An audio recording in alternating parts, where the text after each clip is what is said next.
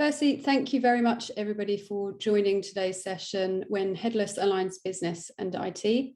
Before I hand us over to the presenters today, I did want to run through some housekeeping.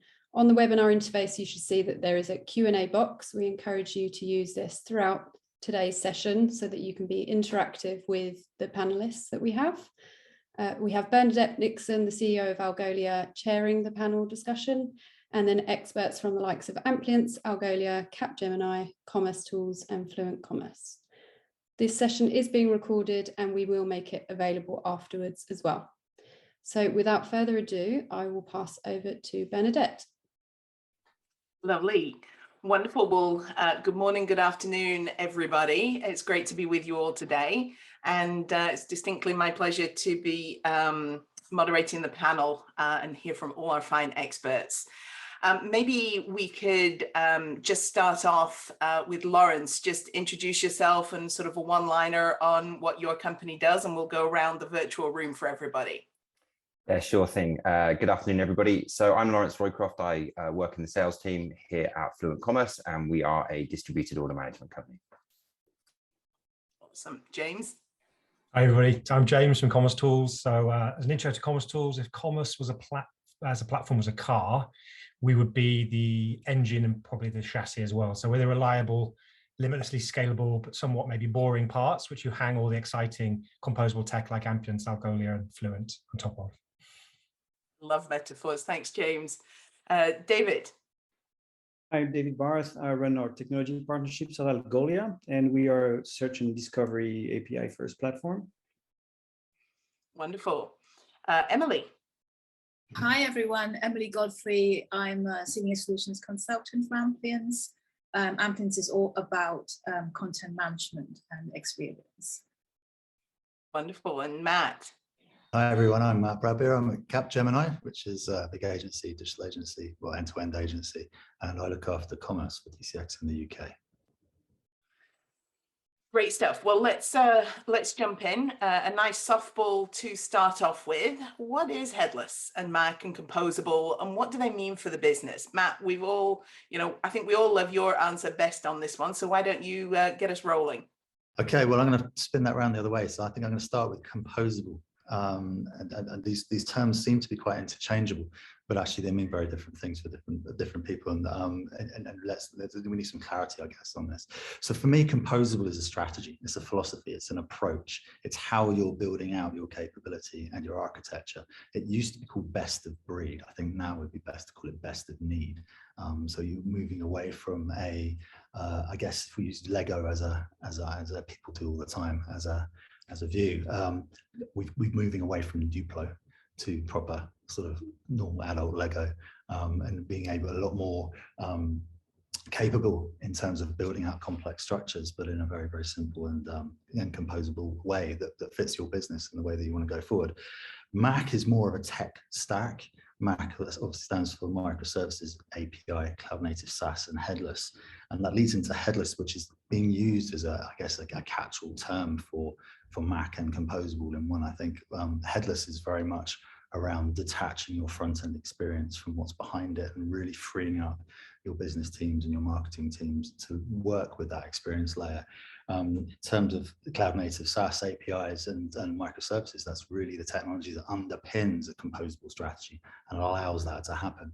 And what this means for the business is really that businesses and organizations are empowered to deliver new experiences and new capabilities quickly and in a flexible manner. And if something doesn't work for them, or they need to change to adapt to their market or their customer needs, then they can do that a lot quicker than maybe they would have been able to traditionally. Interestingly, and this is sort of, I guess, leading into the next part, is that this isn't necessarily a new concept. This is how we built stuff in the dot-com boom, because it was the best, quickest, and easiest way to do it. And actually, we were very, very flexible, and we were very much MACH, because cloud didn't really exist in the 90s. But these concepts and this composable concept are not new. But I think later on, the difference in this is that now we have an ecosystem and a series of vendors and a community that allow this to work very well, and they're very interoperable. I agree completely on the interoperability. I mean, it's I think perhaps a next logical place to go is, what's the significance of each one of the letters? I mean, we know what they stand for: microservices, API first, cloud native, and headless. But Lawrence, give us your perspective on the significance of, which ones you think are most significant, let's say. Yeah, I think they're all relatively equally, but I think headless gets a lot of time in the sun. So I think for me, the API, the A part of it is really what gives the freedom. But I think something that's often overlooked is the C in the cloud nativeness. And cloud native is important because obviously you have vendors who are SaaS based and PaaS and IaaS style vendors who are trying to move their platforms to the cloud. But when you're born cloud native, you give certain benefits to customers, and they're particularly around things like innovation, and how those cloud native platforms can support innovation. And that's specifically around things like version control, which is really important. So typically and historically, we've seen businesses have to extend their platforms to get the innovation and the customization that they need, but then they end up in an unsupported environment, or they have to balance the cost of upgrades versus versus that innovation. And when they come around knocking on the door saying, right, you now need to upgrade and it's going to be X hundreds of thousands to do that, it can really stifle innovation in business. Whereas being cloud native enables people to stay on the same version, to be able to innovate, extend, customize, but stay within a supported environment.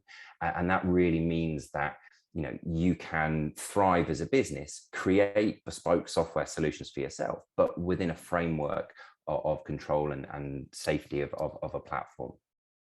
Yeah, I love it. James, I see you nodding there vigorously. Do you want to add on to that one? Yeah, I think they're all important. They're all kind of bleed into each other. I mean, I would probably pick up microservices. I think we invented the term MACH, or the acronym MACH, and obviously not the constituent parts. And the word MACH actually obviously relates to speed, as in max speed. And it's also the German word for do.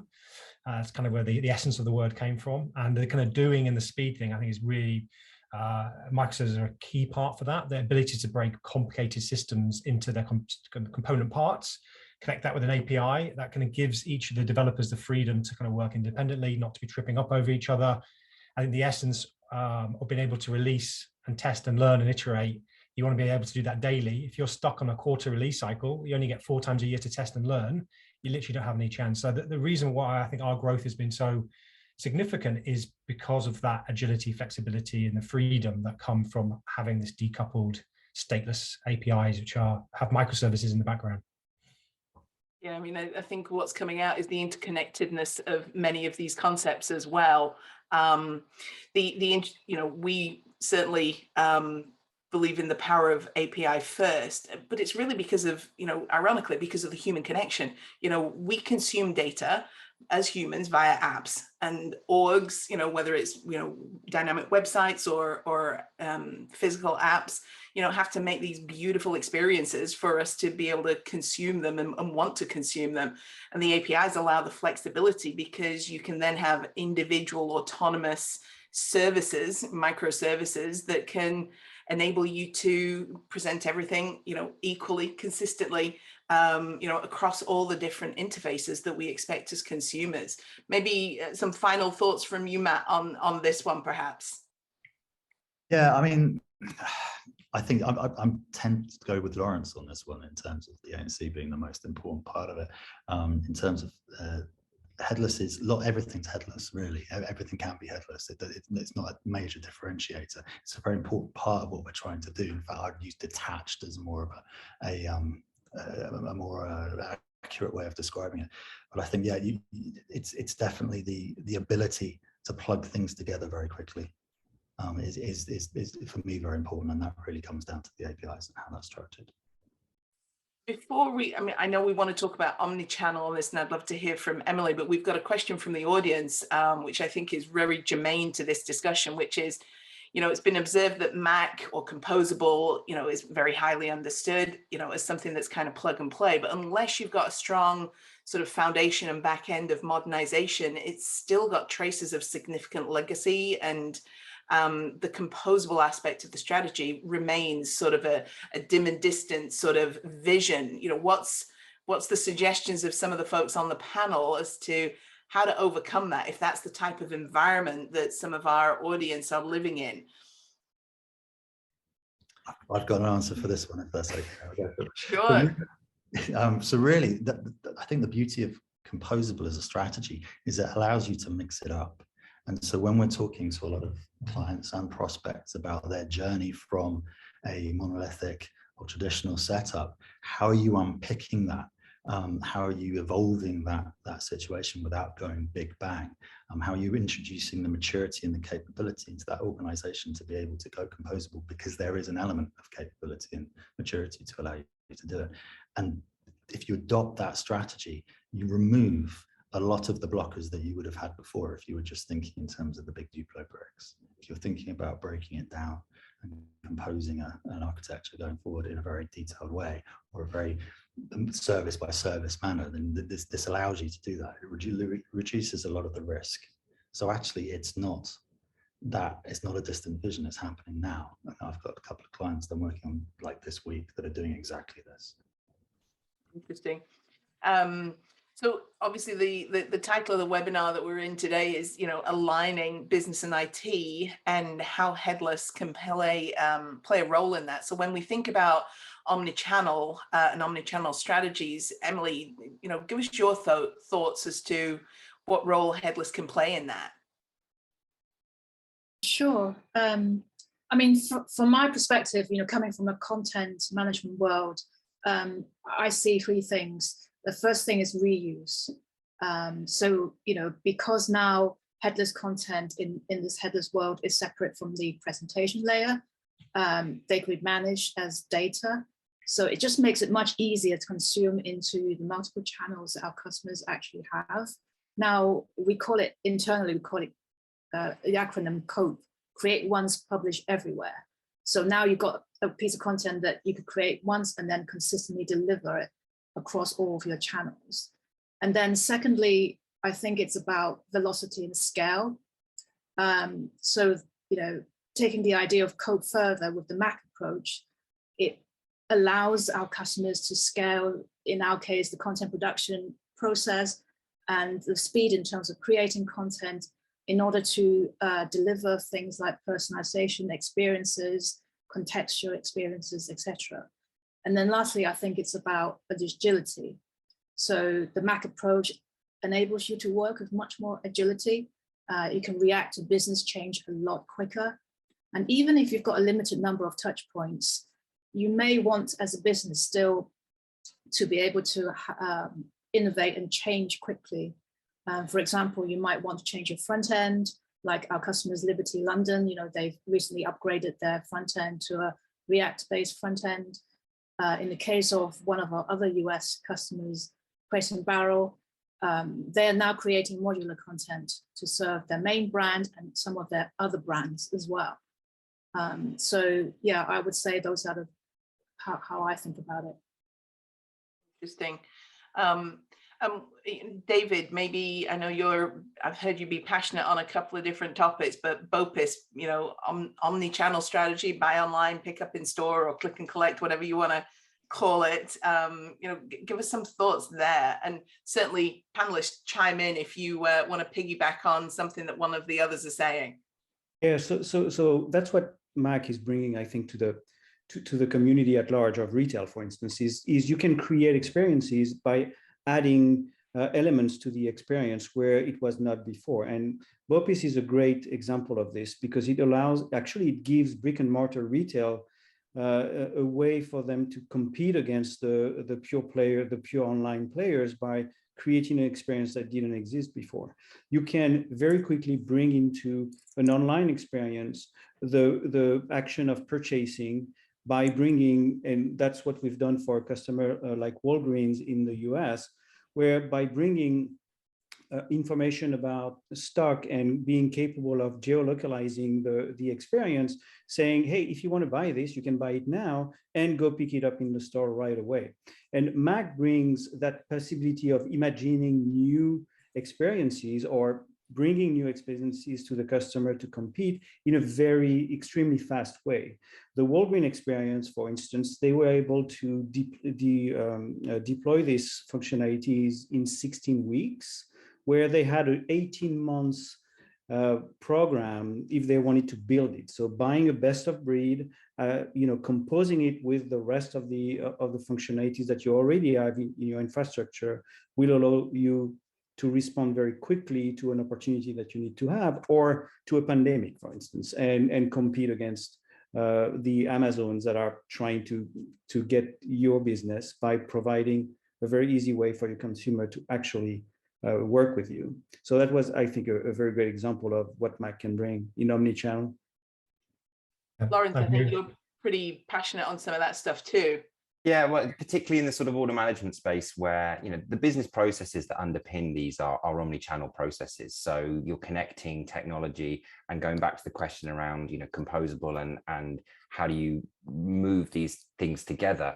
Ultimately, headless allows you to power into other platforms to reduce the cultural change within a business. So customer service platforms, clienteling tools, point of sale systems can benefit from streams of data from other channels, so without having to wholesale change everything, because that may be the end goal, but actually over time, that's how you do it. But you don't want to do too much cultural change all at once, and you want to reduce the impact of that change, but drive the business benefit. So, for me, being able to consolidate things like inventory across channel, get it into every single place where the consumers and also the clienteling teams need it, and do that in a seamless way allows businesses to benefit from it.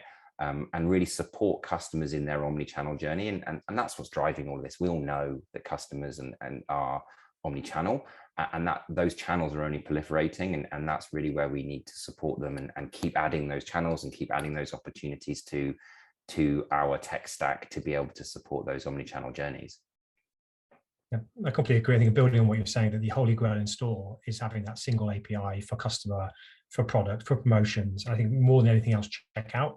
That ability to start on one device and move to another channel and move behind. And if you have something like a omni-channel token, something like Adyen, you can do all the journeys that customers just expect and don't understand why they're complicated, but they really are. So endless aisle, ship from store, pick from store, online returns in store, and the real challenge, the mixed basket. So having in-store and online inventory in one checkout, really hard to do unless you've got that single API. So we have a lot of customers using commercetools in store, like AT&T, Tiffany, Wawa, Foot Asylum. We haven't yet killed off the POS. I think the world is changing. There is still a lot of anxiety, and there's two key issues around connectivity. That's the big one. What happens if you go down? But I think businesses are getting more bold and connectivity is improving. And also the second one is sort of the more boring POS stuff that no one's really paid attention to. Obviously cash, but things like end of day, things like stock control, the stuff that lives on the POS, you need to find somewhere else for that to live before you can move. So we are seeing it is going to happen, but SaaS in store does still come with some challenges. Just to add, James, I think something that's really interesting is one of our customers told me the other day that they don't see themselves as selling products, but more as selling delivery options to people. And it's actually, competing in a world where everyone wants it now and fast, getting the right delivery options into the right channel, powering those delivery options through inventory, through the carrier services that are involved, and bringing into last mile solutions, all those kind of things. That's what makes people and gives people competitive advantage and differentiation within pretty commoditized spaces. So being able to provide the right delivery options at the right time for the consumer is absolutely critical today. Yeah, I agree. I was trying to buy something online last night and I could pick it up in the store today, but I'm working all day. That's not really an option. Or I could have it delivered by March 8th. I'm like, really? March? I could pick it up today, but it would take until March 8th to get delivered. So I completely, from a consumer point of view, what you just said really resonates, Lawrence. We're starting to get some questions in the chat from the audience. Hubert's got one that touches really upon business case. Is it really cheaper to implement a MACH architecture than a monolith? I think there's an interconnectivity there between speed as well that I think we've already started to touch on with Emily, but would love to get folks as, how to best build the business case when you're looking at, whether it's jumping in or putting your toe into this pool. Matt, do you want to kick us off? Yeah, it's an interesting one. I think, first of all, you need to have a real focus on what it is that you're trying to achieve from your customer's perspective. I know there's a bit of a cliche that you've got to start with the customer and work your way back to the technology. I think very important is what you do first, because you want to realize that business benefit immediately. And if you're evolving into a full composable sort of architecture and a composable approach, then you're thinking about the thing that's going to give you the quickest ROI and the biggest ROI up front. So I've seen that with order management, I've seen it with search and merch, I've seen it with detaching the front end, and it really depends on the business, but get that really clear. And it's not necessarily going to be the first year that you save on costs, but you will definitely generate more revenue and more conversion. And in a lot of cases, projects tend to pay for themselves within the first year, 18 months. So it's understanding what the benefits of being able to work faster and better are, and bringing that into the business case, just not just cost saving, because that won't add up necessarily in the first year. Yeah, that replatforming can be kind of a scary thing, though, and you've got to address it in your business case, because you've got to address risks. You know, I see Lawrence and David, or a bunch of you nodding. Lawrence, do you want to share some of your thoughts on that one? Yeah, I think it's interesting, because again, this is something I saw, that, you know, your tech stack is kind of reflective of your business philosophy as well. So, you know, as Matt mentioned at the beginning, Composable is a philosophy of how you're going to build out your tech stack. But if you want to be agile, fast, and innovative as a business, you need to have the right technologies to allow you to do that. It's really hard to say, you know, we're a fast moving, innovative company when you've had a tech stack for 16 years, or, you know, since your inception as a business. Not to say that, you know, people can't do well on those tech stacks. It's just that when you really want to be agile and drive innovation, you just need the underlying technologies to enable you to do that. Just building on that, I guess one of the first questions you ask is, what is it that you couldn't deliver in the last 2 years that if you had done in a month or a couple of weeks, been able to do that, what extra revenue you've had, what have you missed out on, and bring that into the business case as well. And I do think there is, obviously, you know, the elephant in the room on all of these kind of things is there is going to be a potentially a cost to manage in terms of bringing multiple platforms together, dealing with multiple vendors, having multiple RFP processes. So that all does happen, you know, but if you're smart and you manage that process carefully and you have the right people in the right places, then you can do that efficiently. But over time, and particularly as Matt mentioned, in the sort of second and third year of these kind of deliveries, is that it really is that business benefit that's going to drive it forward. And the fact is, you can't deliver the same business agility and the business change with monolithic platforms. You just can't. So you have to, if you have your business case and the outcomes and the strategy in the right place, then the business case will show itself through as you deliver. Yeah, the missed opportunity cost, I think, is an important one, and as well as the way we've been taught and we've been influenced to think about replatforming is really not helpful in this case, and we need to think outside of that box a little bit and talk more about how do I put myself in a situation where I'm not going to miss any opportunity, or if I have to implement, you know, often we say, all right, this replatforming is going to take 3 years, but with how much delay? So we know that these are expectations that are not going to be met. With Composable, you're going to have much smaller run or much smaller sprints that are going to be able to improve, and then have your business leaders, which are your clients in a way, capable of adapting to the new business opportunity. And we see it in our companies. I mean, strategy changes regularly because we see the world changing around us. And if you can't react, then you're missing out, and you're probably going to disappear as a company pretty quickly. I wanted to talk a little bit about, how do you structure yourself for success? You know, do you not have to change how you think about structuring yourself, or do you have to think about how you structure yourself for success? Emily, can we ask you to share a few thoughts on this one? And it kind of goes to one of the questions that we've got from the audience as well, which is, you know, there are sometimes cost and technology complexities that are a concern around headless. And so what strategies would we suggest that could simplify some of that and in the process make it cheaper? Yeah, I mean, you know, as all the speakers already said, it's really, I mean, for me, it's really understanding where you're going. So have some sort of roadmap, but also figuring out where you are today in your technical and sort of digital maturity, I would say. And then where are your business opportunities, as well as where are your biggest pain or problem area that you can't resolve with your existing tech stack or process, and then maybe start there. We have customers that takes a sort of crawl, walk, run approach, where they will iterate on parts of the experience first, maybe on marketing content pages, for example, in my case, and then do product pages next, and then do checkout, as a later state, that kind of approach. Or, try it with, if you've got multiple brands, try it with one brand and see how it works, iterate, test and learn. And then also, I would say it's important to align your stakeholders. So obviously with IT, you need to understand your resource constraints and try and plan around it. But also, don't leave the business behind, because they are the drivers, right? And they will benefit from this at the end of the day. So, you don't want to go headless without, the business having a nice experience to manage that as well. So those are the things. And then adding to that, I think some of the speakers will probably speak about it already, about having cross-functional teams. So in one of our customers, again, Crate and Barrel's case, they have now got the team arranged such that work is shared amongst the team. So it's not channeled through one person or a bottleneck. So this sort of, being able to, it's people process as well as the tech, I would say.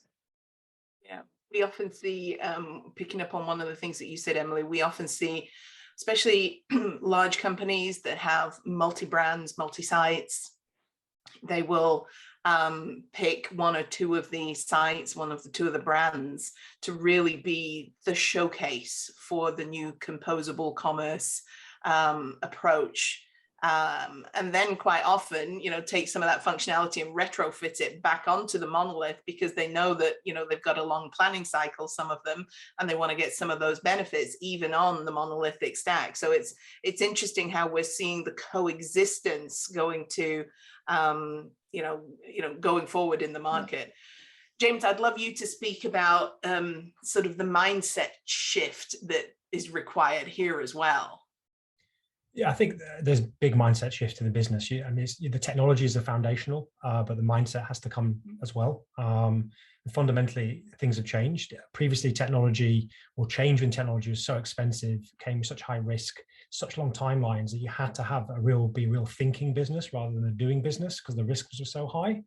I think now it's completely flipped over. The speed that you can now test and learn and iterate means that the senior management team have to now think more about setting a vision, a governance strategy, but really allowing the teams to work independently, pushing the problems down to the people most able to fix it, democratizing change, and allowing the kind of innovation to come from those teams. And as you kind of break up around services and business capabilities, those teams become more expertise, get better expertise in the area. And that's when you see the flywheel really, really go. So, and that's, again, you mentioned Lego. Lego's a perfect example. That's started with one agile team. I think now 3 or 4 they're up to, and just every team adds so much value that it's become sort of a business no-brainer.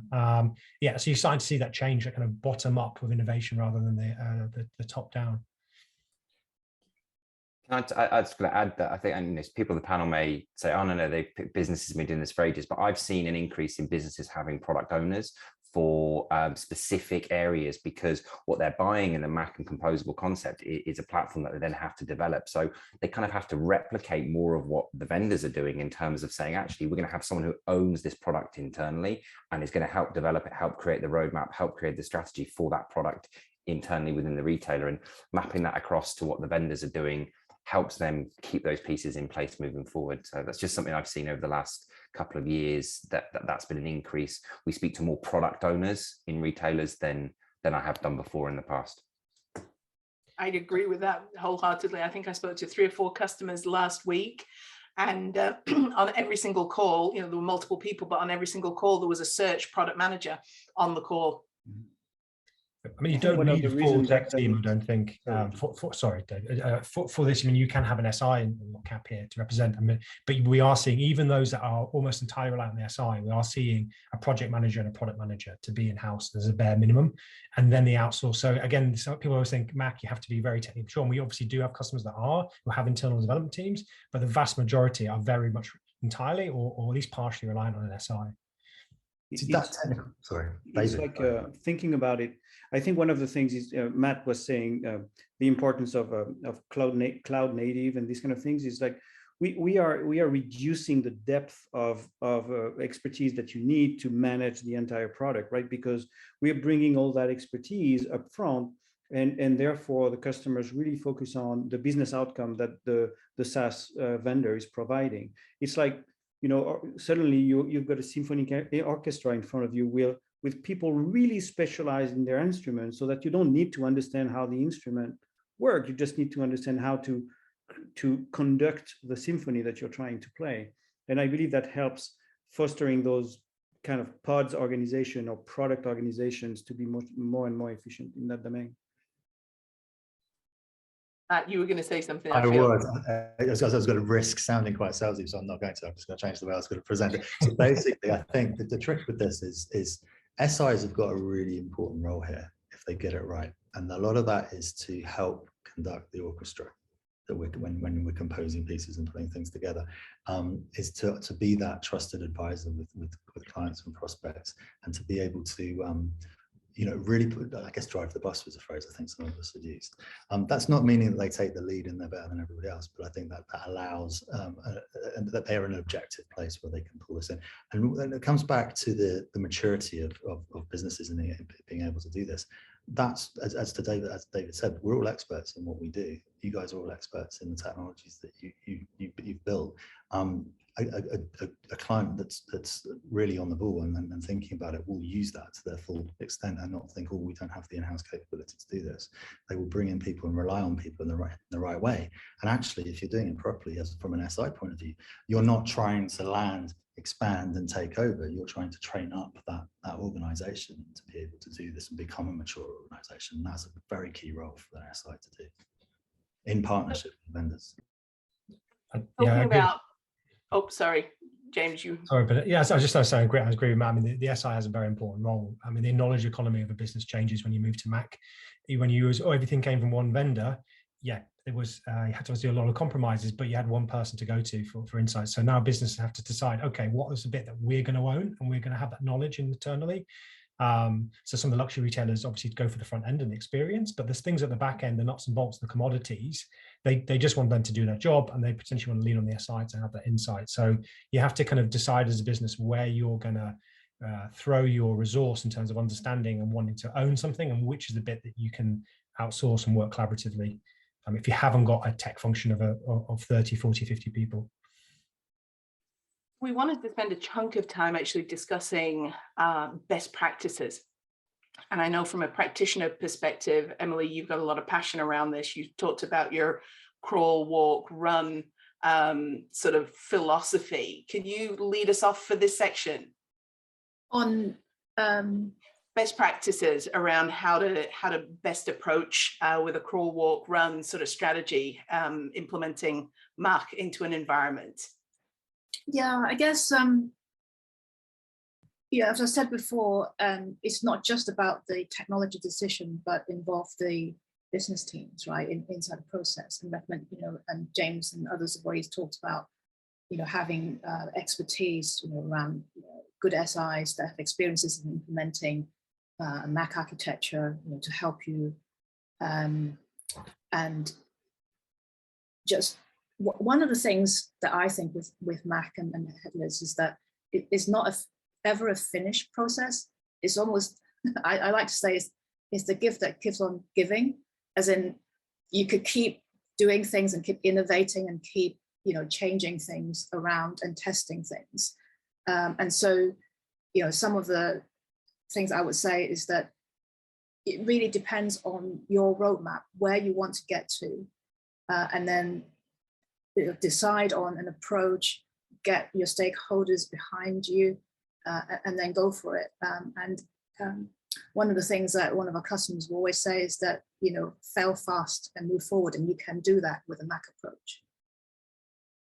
Yeah, very interesting. As you're going along that journey, David, maybe share some of your thoughts as to what you think is important as you go along that journey to ensure that, you know, you're not getting, the organization doesn't get fatigued. Oh, you're on mute, David.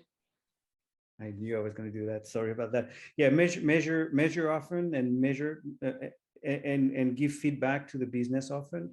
At Algolia, for instance, we have the unique opportunity and chance to be able to have an impact on conversion rates right away. I mean, this is something that by just implementing the tool, you will experience.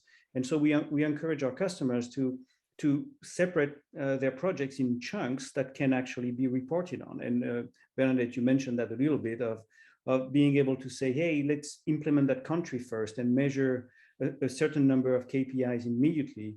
And if those KPIs actually have an impact on your top line, then business is going to be happy and carry on funding the thing. So it's more like going from a big, dark, long tunnel into a series of successes all the time, and you know, high-fiving every other month when something goes well. So I think measuring success in ways that the business can understand very quickly and chunking the project into deliverables that will be successes is a very important way to implement those projects. For sure. I think we've got a few folks on the panel that feel pretty passionately as well around MVPs, the right order in which to approach things. Lawrence, do you want to jump in? Yeah, sure. I mean, as I've mentioned, you know, we see businesses with product owners, you know, development and on MACH technologies, customization, extension, development are not dirty words anymore. They're not things that you should fear. They're designed, these platforms are designed to be extended. If you're not extending them, you're not doing the right things. But that doesn't mean that you start your project extending. You know, you start with and it's a bit of a difficult term, but out of the box, get as out of the box as you can. Use the pre-built functionalities that all of these platforms have. Keep it light and simple to start with, test and learn and move forward quickly, because as you've mentioned in all of these kind of implementations, particularly if you're doing multi-platform implementations, there can be a lot of fatigue in the business. You need quick wins to keep the business's spirits up. And ultimately, if you deliver that MVP quickly, you can then really start to see the platform that you're operating on. And it's only once you see the platform in the wild, so to speak, you'll then be able to really understand what you need to do and how much further you need to go with it. And that's really when that kind of next phase of extension comes. You know, and that I think is really important, is not to try and boil the ocean, but start small, start fast, and keep agile throughout. Maybe as we think about some of the best practices, let's kind of flip the question a little bit on its head. We've had one question with regards to, you know, what are some of the downsides of using headless for e-commerce? So why have you seen projects fail, and what would you suggest as a result? I don't know who would like to jump in on that one. Okay, if you want, I mean, there's no way of getting away from it. This is a paradigm shift. It is in some ways more complicated. What you're doing is swapping the internal complexity of a monolith, which you could do almost nothing about, and you're swapping it for the external complexities of gluing elements together, which you can do something about, but it does take a lot of a different skill set in-house. I mean, when developers get their hands on commercetools and read our documentation, they get very, very excited. They can figure out what we can do and what we can't do in a couple of days. They overestimate or underestimate how long it might take to do something, and they just think this is all going to be very easy. And then that's when you'll get stuck. So you either need an excellent architect that understands this cloud native MACH world and understands kind of where the gotchas are. And so you need that. And yeah, and SIs all the time. We don't see projects fail, but we sometimes see them have ups and downs. And it's normally because an SI's first project, they've underestimated it. They thought, okay, we've done 1 million Salesforce implementations. Like, how difficult could this be? And then they really get stuck on that kind of the complexity of the glue. And we're now seeing SIs building these accelerators. So they turn up with the glue already in place, pretty much 90%. And that's, so yeah, you just need to be aware you have to have the right SI, or that kind of star player architects within your business that kind of gets this stuff. So an architect is key, and having somebody that's been there and done it before as sort of your Sherpa, to know, where is the most important places that you need the glue to start off with. 100%. Some good points. One question that we've had is, sometimes headless is described as, the gift that keeps on giving, but, there can be a cynical side to that question too, which is, that sounds like, it's an endless, it's an unending project, or it's a bottomless pit of money that you need. How do you combat that from a business case perspective? Do you want me to jump in? I mean, I think fundamentally projects have changed. There isn't this big scary replatform anymore. There's no reason why SAP made it easy to move to Salesforce. Everything was big bang, big risk.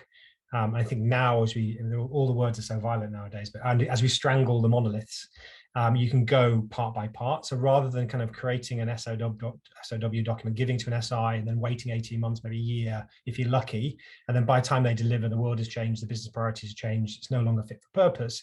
You go in a staged approach, you find where the pain is, you start with that, you're releasing gradually, you're proving value to the business, you're reducing project fatigue, you get those wins that David was talking about, the high fives, and that's kind of drives. And I don't think it is an endless. I think any technology, any business should always see innovation as there's no end goal, there's no end state.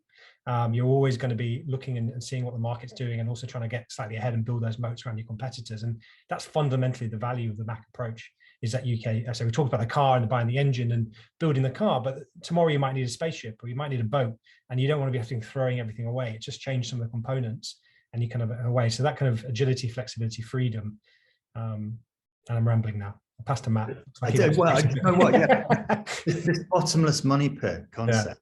Yeah. I've been in places where they sunk so much cost endlessly into a monolithic platform. When I moved from the dot-com boom to one of the big retailers in the UK, and just saw how much money they were spending on doing not very much at all.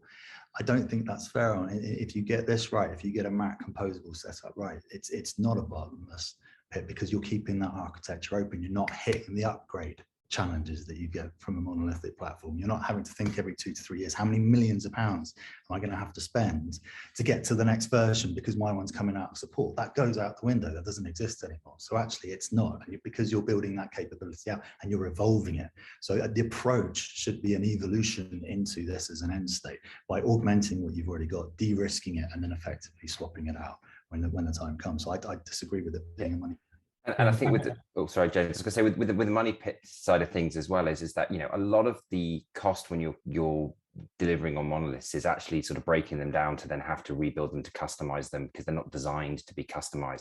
That actually you're having to break the mold, you're having to ask it to do things you don't want to do, and get it decompose what it actually wants to do, and then have to rebuild it up, and that's painful and it takes time and effort. Whereas with the MACH approach, you're building what you want when you want it and how you want to get there. So I think in order to manage the financial side of it and the delivery side of it, it's what Emily said earlier. It's about clear direction. It's about having clear teams. It's about having clear roadmaps. It's about having clear objectives as to what you want to achieve. And then for, in that delivery approach, using milestones and using the MVP approach to get there, so that you're not just throwing money into it, because we've seen that in the past, and we've seen so many, not just monoliths but software and home built stuff where people have just poured money into stuff and not ended up with the business outcome that they wanted. And the MACH approach should be business outcome based, and that's really how we would look at it.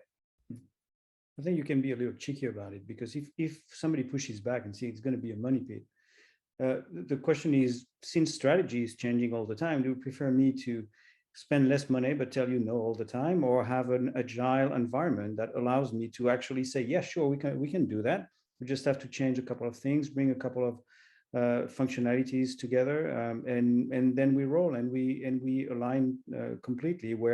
Whereas in a traditional deployment, you'll be like, no, I'm on year 3 or 5 and I can't change anything until year 5. So come back with your new strategy in year 5. But this is what is brought. It's not a question of money, it's a question of agility and speed, I think, with that MACH approach. I think you're right, David.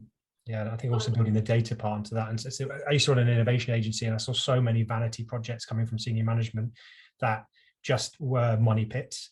And where you're moving now, you can test and learn, like, voice, is it going to be the future of commerce? Probably not, but you want to be able to test that for £10,000 maybe, and get the data back and do it in 2 weeks, 3 sprints maybe, and then see, rather than these huge projects working around all sorts of things I've seen where you just, anybody would have told you that wouldn't be successful. The customer behavior wasn't there. And you've got to move this lean UX approach of kind of getting something out there in a simplest way, getting the data for it. If it's proven, then building, then investing, rather than I'll do a £500,000 project and it's just, who knows, it's a decision made by the board with no data. And we see, sorry.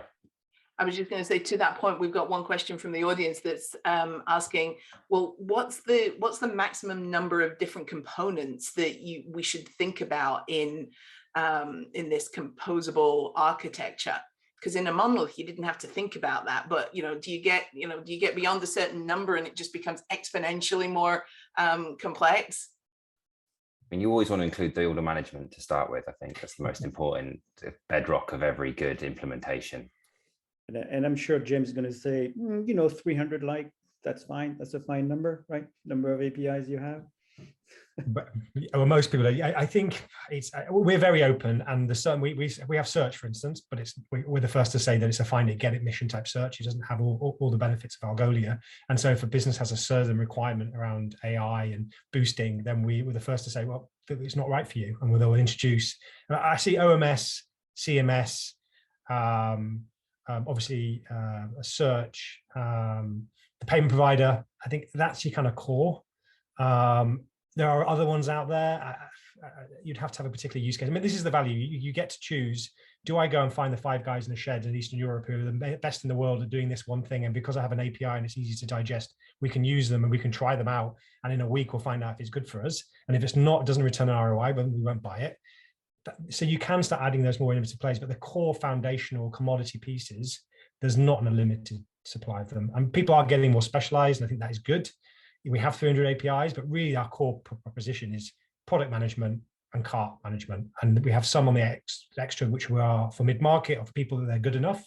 But if they're not good enough, then we have some great names in this room who can take on from where we left off.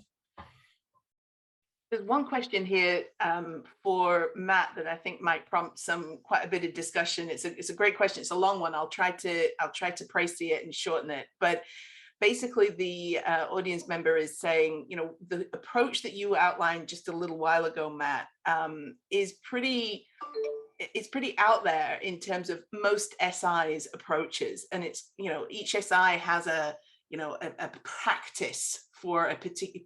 Pick your favorite platform. They have a practice for it. Most of those practices are around monoliths, and they've got the developer credentials, but they've got their own pre-designed sort of way of doing it and packaged billable elements.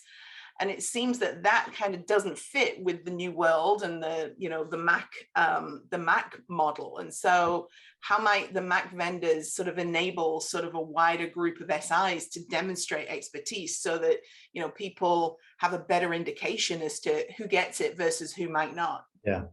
So I've learned a lot about this in the last couple of years, the last 5 or 6 years. So I think it really depends on how the SI is organized. So I've worked in one where they organized themselves by vendor, which in that case, they had an Adobe and a Salesforce and a Sitecore and an SAP, and then a MACH over here, and they chucked everything in MACH. Didn't really work because we're too busy competing with each other internally. Other places, like where I'm now, don't really think like that. They think much more in terms of capabilities, in terms of like, what's the offer? Is it commerce? Is it data? Is it mobile, or whatever it is that the offer is? And then you align the vendors behind that. So I think in terms of and capability, so I would have a lot of, I've got a lot of Salesforce people that are trained up as Salesforce people in the sort of the MACH setup that I've got, because the skill sets are quite interchangeable between some of the platforms. I can have a group of developers and technical people that can operate across multiple Mac-based platforms, because there's lots of consistency in the approach, the way that they're configured. So it's a very different setup to being able to train up tons of Salesforce experts, and that's all they can do.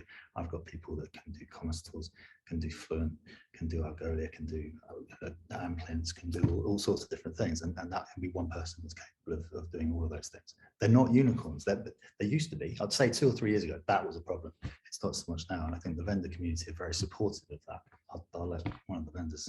Yeah, I think that's the big piece, is that the vendors do need to support. These are new technologies. These are not necessarily new concepts and philosophies, but they are new technologies to people, and it's up to the vendors to go out and build the relationships with the SI, enable, train, and educate, so that they can deliver the best possible solutions. But to Matt's point earlier, this isn't necessarily always going to be wholesale change in a business. You may want to be putting Mac technologies on top of some monolith platforms, because you're stuck in a contract, or actually for what it needs, it's doing okay. So actually you do need to have those skills within the SI to be able to merge the newer technologies with the existing stack, even if that's just for a period of time as you rip it all out. But the big bang approach can be highly risky. So those skills can work together. And as I said, I think it's down to the vendors to work collaboratively with the SIs to make sure that we can provide prospects and customers the best possible and most highly educated services we can. I think it's something that can't be underestimated enough, is that you don't need to be a Salesforce, an SAP, or whatever expert,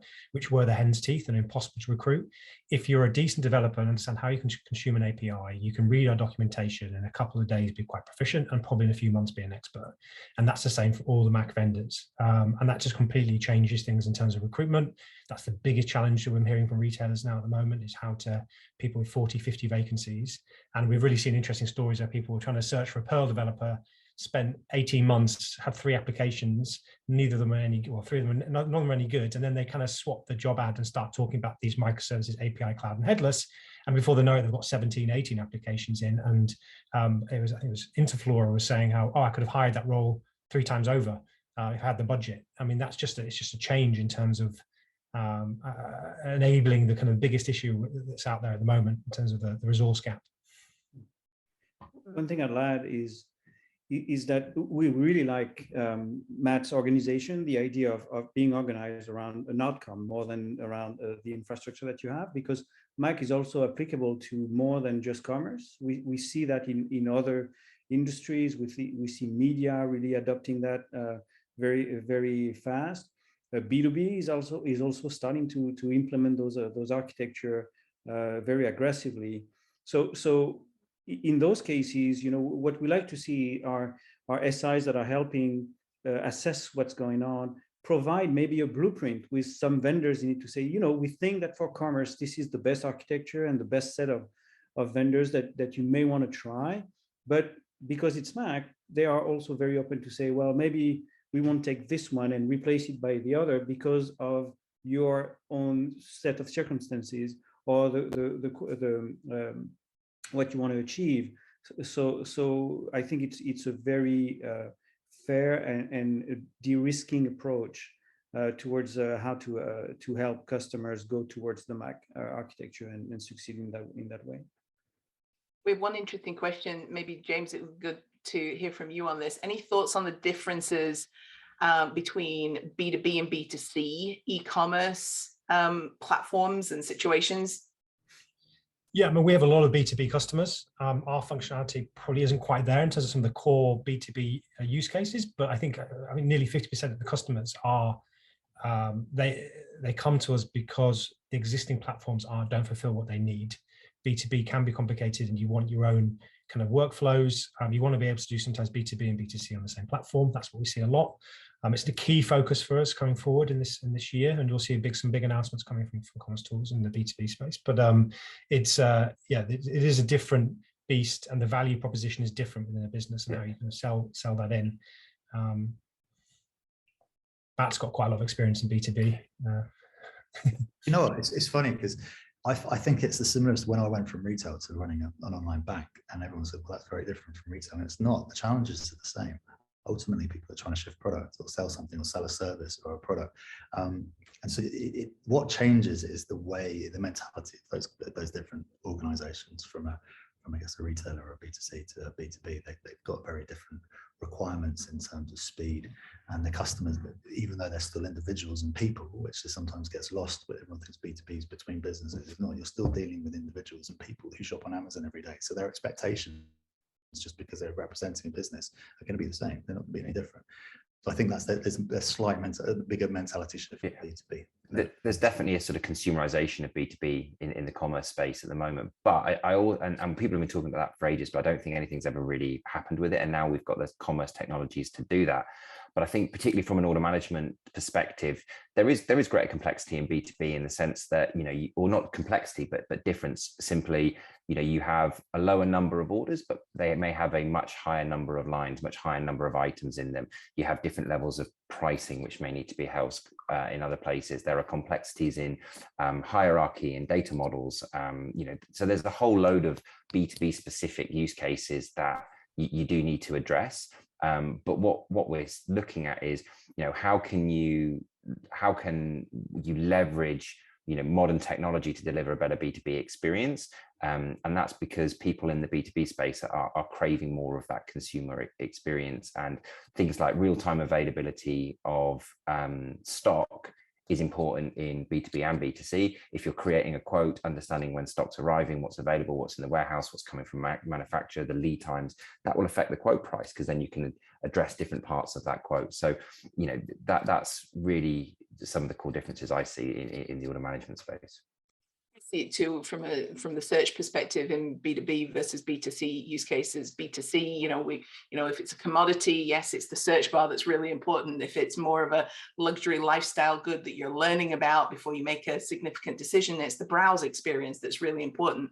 Where in B2B, there's a lot of reordering. There's a lot of a heavy amount of traffic that goes onto the search bar. So there, you see it in all the different sort of facets, I would say. In the content world, Bernadette, we find that most of our B2B customers now actually want a B2C live experience from a content perspective. So we're seeing much more synergies between B2C and B2B in that sense. Interesting. So it's not all about the differences, it's about the synergies too. It's a great perspective to end on. I think we've got some interesting questions about, resources that we can point people to for training and follow-up. I think there's some great items in here for some follow-up from this webinar. I would say that at this point, Sabrina, I need to hand back to you and thank our panelists for participating, and in particular our audience. Some great questions coming in. Yeah, absolutely. They've been really interactive. So thank you all for your questions. I do apologise that we couldn't get around to them. We have received a ton, but the good news is we will make sure that we follow up after today's session. We did record it as mentioned at the beginning, so we will make that available and share it round. I would like to thank you, Bernadette, for chairing today's session, and the rest of the panelists as well for your expert opinions. With that, we have finished just on time. I will close out and wish you all a good day. Thank you very much. Thanks, everyone.